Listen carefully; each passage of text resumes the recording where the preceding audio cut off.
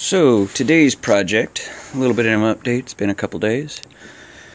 I was working on this a little bit yesterday. Got to yank the transmission because the flywheel is actually split.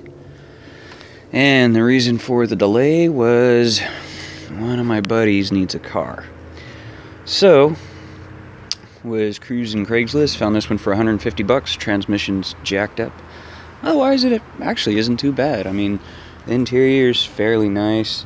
Definitely needs to be cleaned. But I mean, what do you want for a $150 car? And if you didn't guess it, up here in Washington, it's pretty damned cold. So,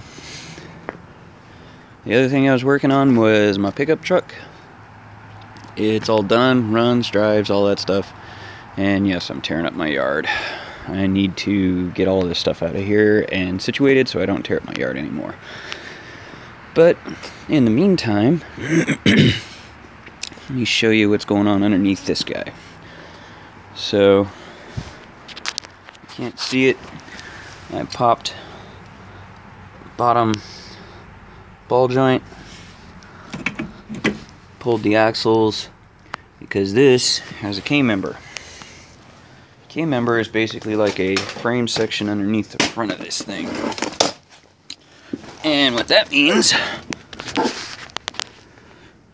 you follow this guy all the way around, it's just basically a big square. Now this transmission was replaced last year. The guys who did it kind of cut some corners. Instead of pulling stuff like this out, you know, it's a couple clips, couple screws, they just sawzalled a bunch of stuff. And generally made a big mess of stuff underneath here. So they cut corners because there's bolts that were messed up and rusted and over tight, and they couldn't get them out. So instead of doing the hard right, they took the easy wrong, and now I need to clean up the mess. I'm sure that something happened to the flex plate underneath this thing due to something that they may have done.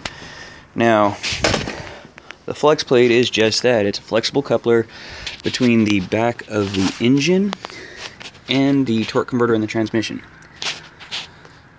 And it just takes a slight flex deviation so that way they don't have to have a perfectly square coupling between the two of them.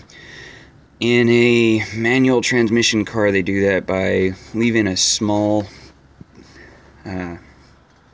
bit of play in the input shaft of the transmission, so the teeth between the transmission input shaft and the clutch aren't a tight fit. That way it can move slightly.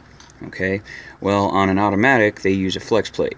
Flex plate is just that. It's a really thin plate of metal.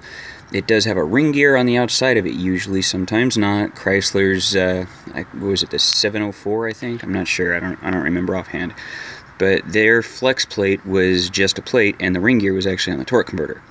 Well, General Motors, the ring gear is on the flex plate. Flex plate's bolted to the back of the motor, and then the torque converter is bolted onto that. But just like most GM vehicles, front-wheel drive, this is not fun. There's been a few Fords that do the same thing. What's the name of that? The Ford, not the Aerostar, the Windstar. Windstars there, and I think the Freestars are the same way, where you got to drop the whole engine, transmission, K-member all down as one unit. I think there's enough room back here that if I use an engine brace, I can separate the transmission from the engine, scoot it back, and drop it down. But there's a beam that goes over the top of the output, because this is an all-wheel drive transmission, and the output shaft on the back, I'm pretty sure you saw the drive shaft laying underneath, goes underneath that bar. So if I have everything held together, I can drop the K-member down. I might be able to snake that over the top of the rear transmission output and drop it down.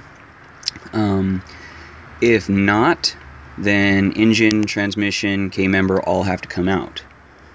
So we'll see where it leads me. Talk to you later.